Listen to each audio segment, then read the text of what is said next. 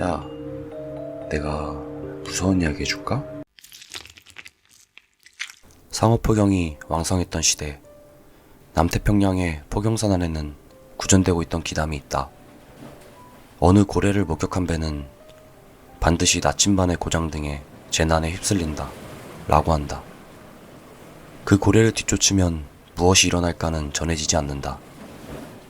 쫓아갔던 사람들이 살아 돌아오지 않았기 때문이다. 명작 소설에 연관되어 모비딕이라고 불린 그 고래는 지금도 살아있을지도 모른다. 일본 시마네현 카노하 시군의 옛 오가와촌에 버려진 신사가 있었다. 그 신사에는 낡은 도리이가 세워져 있었는데 그 도리이는 이상하게도 흰색이었고 사람들이 밤늦게 산에서 길을 잃었을 때는 지표가 되어 길을 잃은 사람들을 이끌어 주었다고 한다. 어느 날 한 남자가 그 도리이를 날카로운 무언가로 찍었고 껍데기가 떨어지며 검은색의 무엇이 보였다고 한다.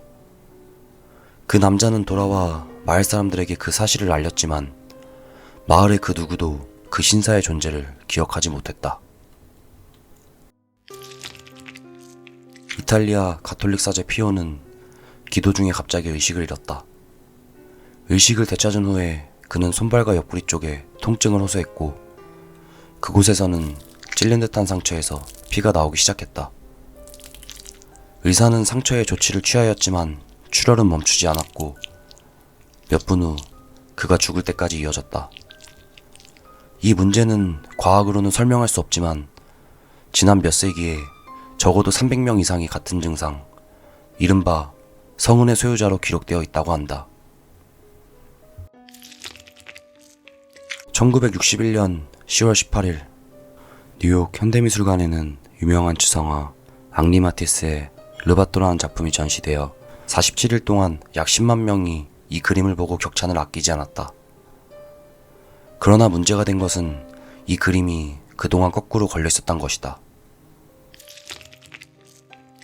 카렌드 일가는 가족여행을 위해서 잠시 동안 하늘에서의 여행을 즐기고 있었다. 이륙하고 수시간이 지난 후 외아들 케니가 창밖을 가리키며 이렇게 말했다. 엄마, 천사야. 그 말을 들은 모친이 창밖을 바라보니 오싹한 표정의 남자가 등에 있던 날개를 펄럭이며 어딘가로 날아가는 것이 보였다. 미국 국방부에서는 제2차 대전 중 합성 짐승의 연구를 적극적으로 하고 있었다.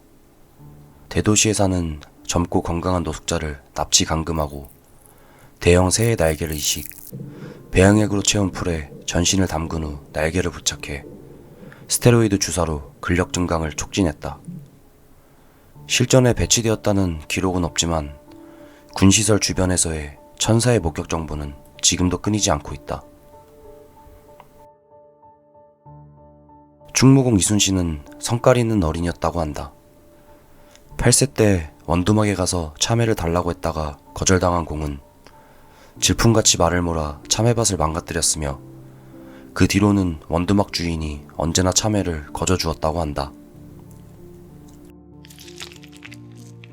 러시아에 거주하는 S씨는 꿈에서 까마귀들이 자신을 마구 쪼아대는 꿈을 꾸었다고 한다. 그리고 당일 S씨는 실종되었다. 그리고 3일 후 벨루아산을 등산하는 사람으로부터 S씨는 시체로 발견되었다. S씨의 시체는 무언가에 뜯어먹힌 듯한 모습이었다. 어느 한 남자가 아무도 없는 운동장에 나와서 달리기를 하고 있었다. 남자는 라인을 따라 달리던 도중 갑자기 옆 라인에서 그림자가 나타나 남자를 순식간에 앞지르고는 계속 라인을 따라 달려가고 있었다. 남자는 깜짝 놀라서 주위를 살펴보았지만 확실히 아무도 없었다. 어느새인가 그림자는 도착 지점에 거의 다다랐다. 그림자는 곧 도착 지점에 도착하였고 한마디를 하고 사라졌다고 한다. 드디어 해냈다 라고. 히트 아일랜드 현상에 의한 도시 지역의 급격한 온도 상승으로 열사병 등의 피해가 증가하고 있다. 2002년 로스앤젤레스에서 길을 횡단하려고 한 셀러리맨의 시체가 돌연 타올랐다. 발화의 원인은 전혀 밝히지 못하고 결국 자기 몸을 불러태워 자살, 로써 처리되었다. 일설에 의하면 극히 이따금 도시 구조나 열 전속률, 지층이나 지하 공간의 배치 등의 요인이 겹쳐 급격하게 열이 집중하는 포인트가 나온다고 한다.